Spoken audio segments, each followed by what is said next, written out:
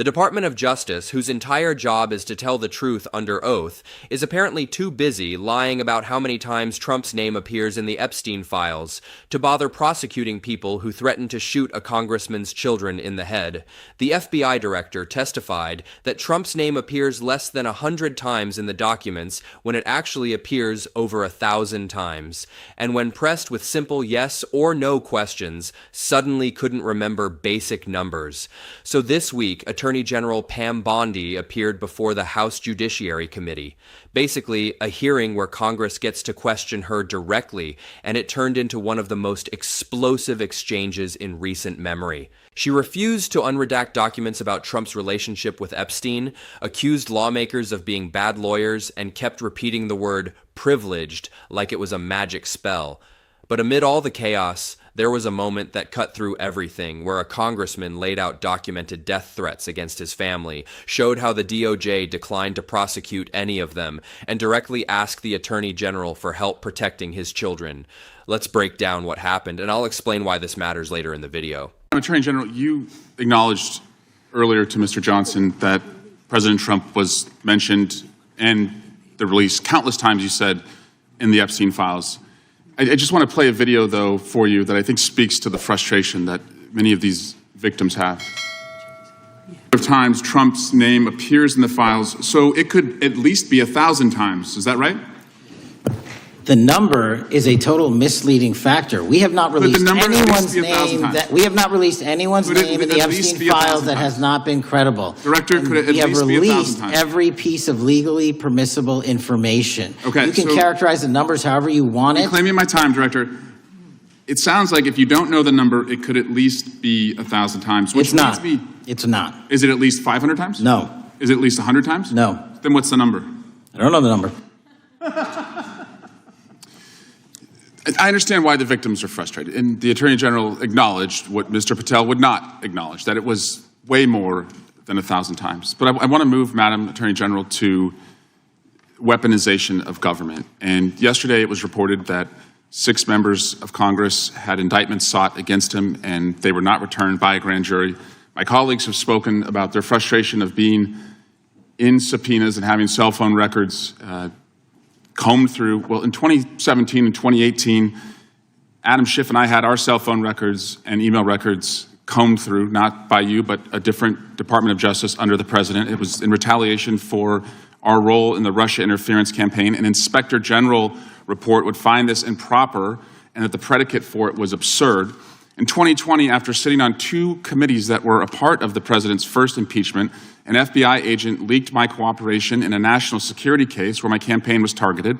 The President's FBI senior leadership authorized 2 statements to the press that said I was never suspected of wrongdoing and only helped the investigation. But that didn't stop the death threats or my GOP colleagues from referring me to an ethics investigation where Kevin McCarthy's chairman on the ethics committee would find the same thing as the FBI. Our current FBI director would then write a book called Government Gangsters and identify a long list of enemies. About a quarter of them have been either investigated or indicted. He listed me at the very top, along with Adam Schiff, and during that same testimony, refused to recuse himself when asked if he would recuse if any case came across his desk involving me or people on that list. Since that testimony, his department has put me under investigation with Senator Schiff for the nonsense mortgage fraud cases that we've seen. I get it. This is what the President does. I've priced it in. We have a bingo card at home that my kids have made of what will come next. I expected that the President would come after his enemies. But what I want to talk to you next is serious, and I did not expect this would happen, and I'd like your help on it. The President has inspired death threats against me and many sitting up here with me. In June 2025, an individual left 11 voicemails at my district office. On the voicemails, they said, "Get the message to him. I'm going to hunt him down, that motherfucker, and toss his ass over the Golden Gate Bridge by my fucking self." Donald Trump's Department of Justice in the Northern District of California declined to prosecute. On May 14, 2025, on Twitter, responding to something I posted, an individual said, "No, it wasn't Eric, and now I'm going to kill you."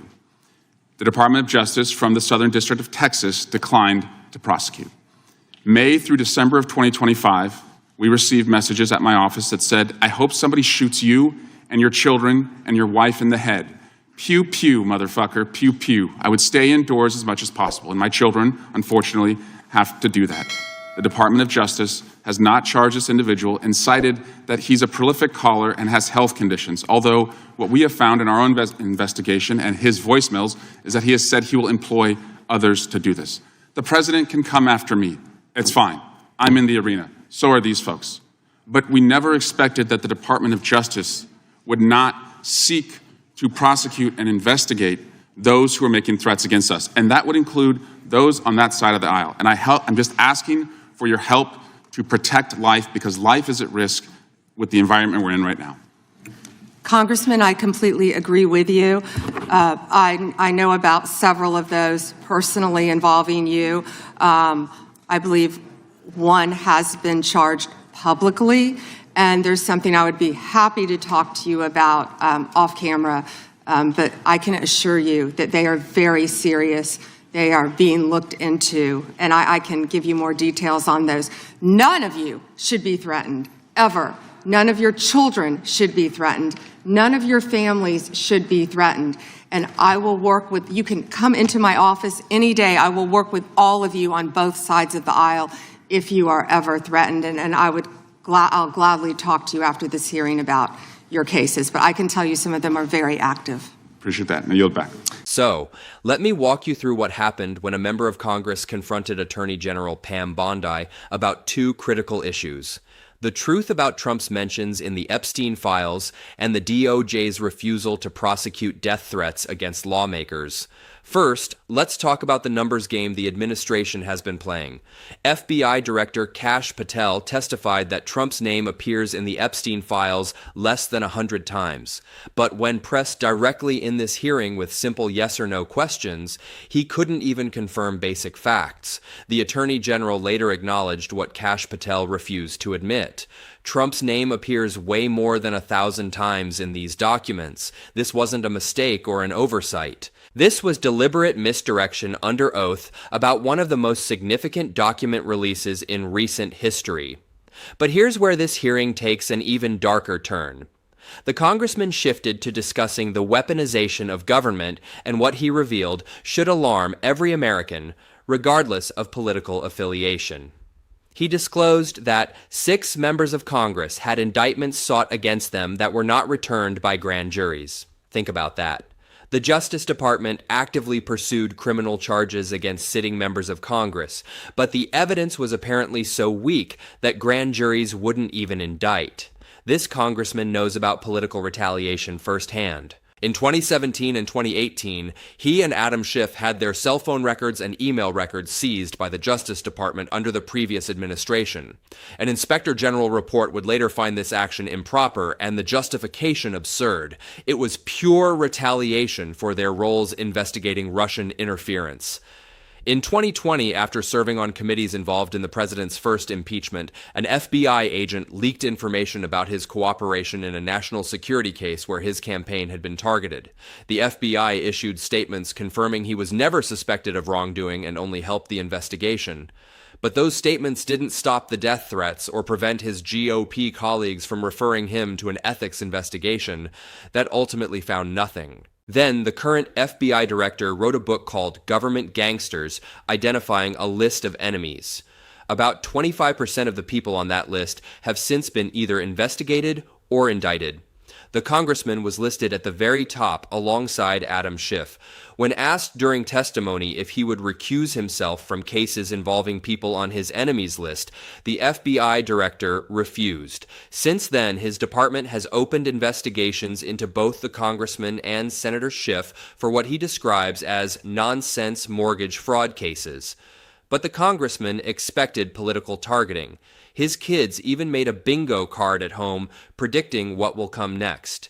What he didn't expect was that the Justice Department would refuse to protect him and his colleagues from violent threats. In June 2025, someone left 11 voicemails at his district office threatening to hunt him down and throw him off the Golden Gate Bridge.